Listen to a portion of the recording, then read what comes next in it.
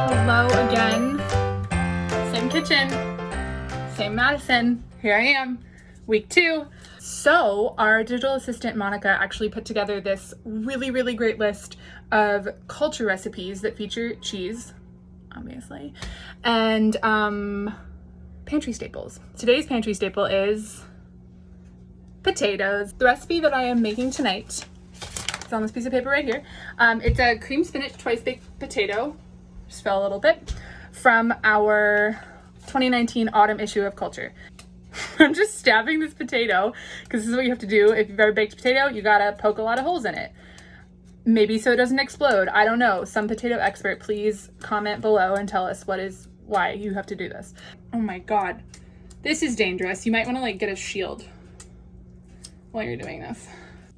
My dad taught me how to cook twice baked potatoes.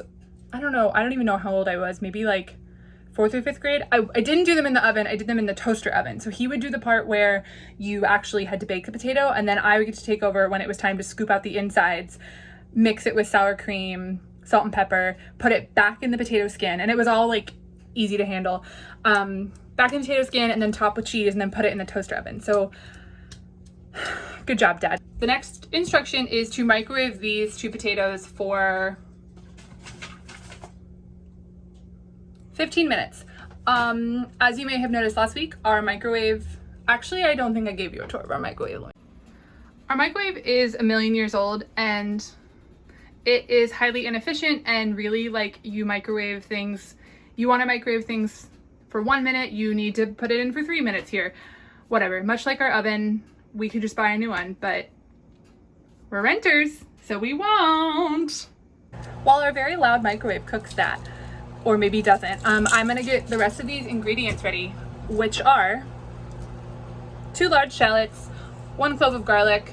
Okay, the grocery store was out of frozen spinach, so I had to get fresh, and I'm just gonna saute it down. Since I'm cooking the spinach from fresh, I'm just gonna take an extra step, which is to saute this in just some olive oil in a hot pan, which I'll show you now. And there's some spinach. I'm really just throwing it everywhere. Really, there's just spinach on the floor. All right, gonna check on our potatoes. They were in for 5 minutes. Oh, okay. Still very hard, no surprise. I just realized that I got so excited talking about my childhood love for baked potatoes, twice baked potatoes, and pricking potatoes with a fork that I forgot to tell you what cheese we're using tonight. I picked up this. It's just Vermont Creamery's herb chev. Okay, yes. Basil, oregano, rosemary, thyme. It's gonna be delicious. And then it's gonna get some Parmesan on top. All right, I can hear the butter. I'm gonna add my shallot, my garlic,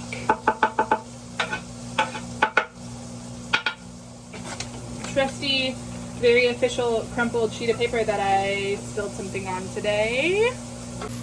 I would say I definitely started this too high, but just so here this is, so you can see sort of what's going on. All right, I'm gonna get my flour. You're supposed to have 2 tablespoons, but I'm doing this one-handed.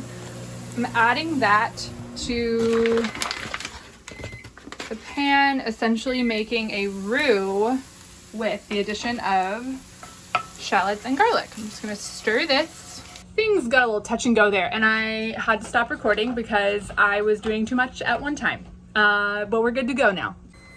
So my flour, little roux, butter, flour, shallot, garlic situation cooked pretty quickly. So I had to add the milk, and now I've decided not to whisk it and instead just stir it because I'm a rule breaker.